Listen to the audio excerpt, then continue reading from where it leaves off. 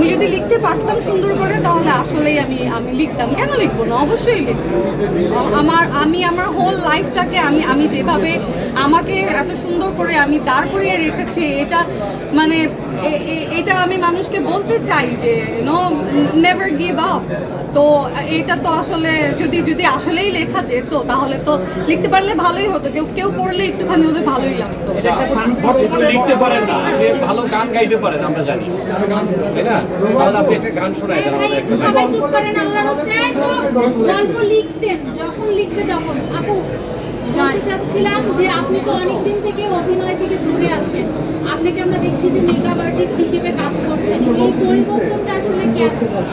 আমার অভিমানের কারণে কি আপনি দূরে আছেন? না, অভিমান না, ওই যে আমার হয়েছে কি কোভিডের পর থেকে বেশ কিছু ছোট ছোট ঘটনা আমার ভালো লাগছে। বড় কথা হচ্ছে এত কষ্ট করতে ভালো লাগে না, মানে 9টার সময় শুটিংয়ে যাবো, তারপরে সারাদিন আসলে এত পরিশ্রম, কখনো কখনো মনে হয় যে আচ্ছা একটু রেস্ট নেই। But at the same time শুধুমাত্র মেকআপ কেন, আমার যে কোনো ক্রিয়েটিভ সাবজেক্ট যে কোনো কিছুই আমার মনে হয় যে একটু শিখি। তো আমি কিন্তু গ্র্যাজুয়েশন করেছিলাম ফ্যাশন ডিজাইনিং এ, এটাও কিন্তু একটা ক্রিয়েটিভ সাবজেক্ট।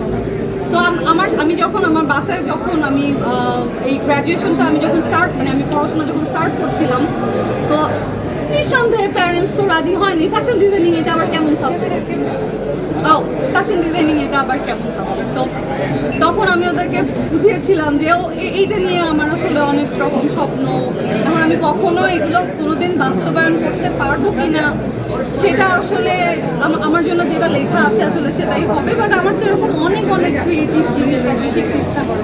আমার কখনো ইচ্ছা করে আচ্ছা মেকআপ শিখেছি, আচ্ছা একটু ফ্রি টাইমে কয়েকদিন যদি একটু ফ্রি টাইম পাই, যে কোনো ক্রিয়েটিভ অ্যাক্টিভিটি আমাকে অনেক ইন্সপায়ার করে, যে কোনো ক্রিয়েটিভ মানুষ আমাকে অনেক ইন্সপায়ার করে। আপু গান শুনে শেষ করবো, গানটা শুনতে চাই। আমাকে যখন কেউ গান গাইতে বলেন তখন গান খুঁজে পাই না। হ্যাঁ ঠিক আছে। Thank you. সামনে আর কি বিয়ের প্ল্যানিং কবে করছেন? No personal question please, thank you. তাহলে একটা গান শুনে শেষ করতে একটা গান শুনতে চাই।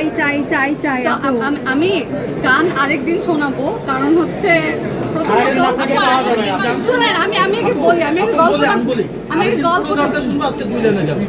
হ্যাঁ আপু 2 লাইন।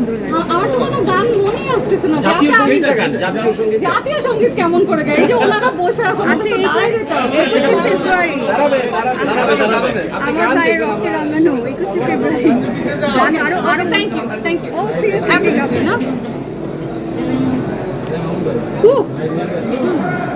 One, two, three.